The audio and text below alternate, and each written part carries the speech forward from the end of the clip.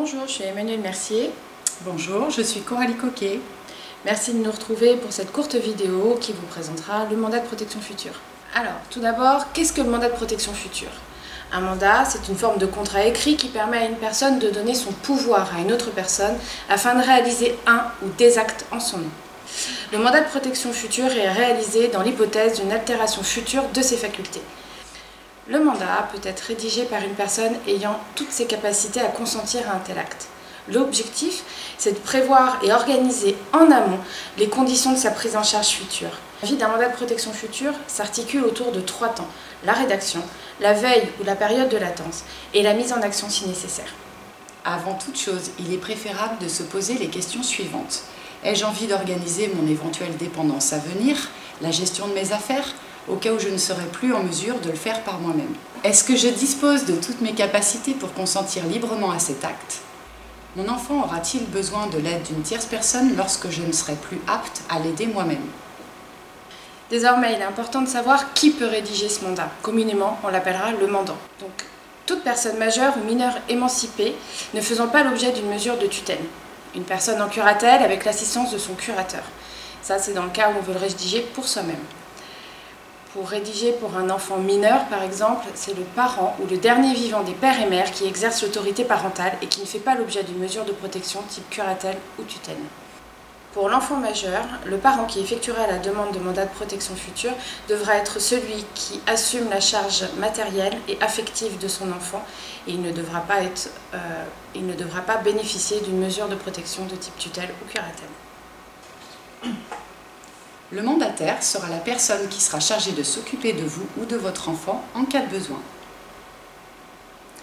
Il peut être un proche ou un mandataire professionnel. Contrairement à un membre de la famille, le mandataire professionnel, qui peut par exemple être salarié d'une association, est rémunéré pour ce travail. Quel que soit le mandataire choisi, qu'il soit un membre de la famille ou un mandataire professionnel, le mandataire doit accepter le mandat écrit en le signant. Quels sont les effets du mandat de protection future? Il est prévu pour organiser votre éventuelle dépendance à venir en raison d'une maladie ou d'un handicap. Vous pouvez donc par avance confier à une ou plusieurs personnes les missions d'assurer la mise en place d'aide à domicile, de portage de repas, d'aménagement du logement suite à votre handicap, etc. Vous conservez vos droits et votre capacité juridique. Lorsque le mandat de protection future est rédigé pour autrui, les objectifs du mandat doivent être prévus et ajustés en fonction de la situation. Le mandat de protection future peut s'effectuer sous 2 formes. Le mandat authentique, c'est-à-dire rédigé par un notaire. Il permettra au mandataire de réaliser des actes de disposition, c'est-à-dire qui peuvent concerner vos biens immobiliers. Et lorsqu'il est établi sous seing privé, c'est-à-dire c'est vous qui le rédigez, il sera limité à des actes d'administration. Par exemple, percevoir des revenus, payer des charges courantes. Attention, la contresignature d'un avocat est obligatoire sous seing privé.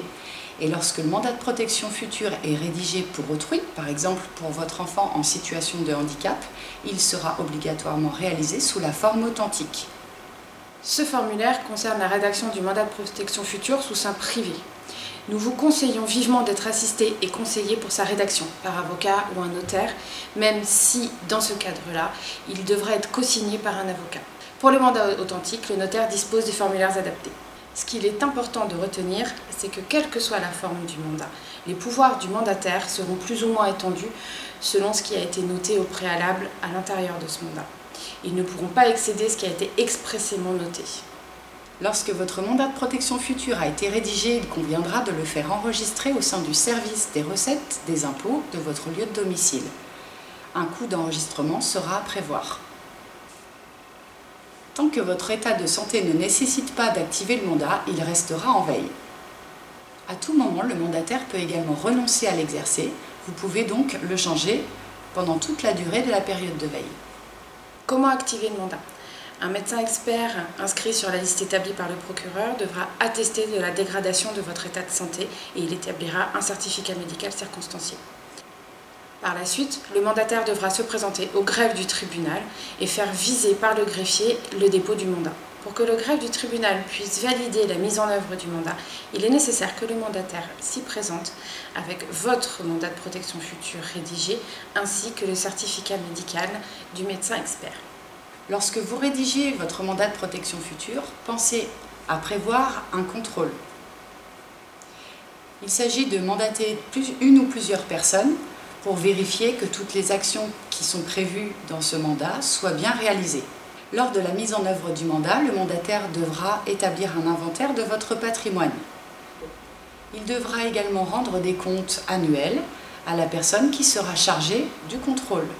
Enfin, chaque année, votre mandataire devra rédiger un rapport au tribunal sur tous les actes relatifs à la protection de votre personne, par exemple sur votre état de santé. Quand est-ce que le mandat de protection future prend fin? Il prend fin lors du rétablissement de votre état de santé, vous permettant de retrouver l'ensemble de vos facultés, qu'elles soient mentales, physiques ou psychologiques. Il prend fin également si vous deviez être placé en mesure de curatelle ou de tutelle, en cas de décès de l'un des deux parties ou en cas de révocation de votre mandataire prononcée par le juge des tutelles.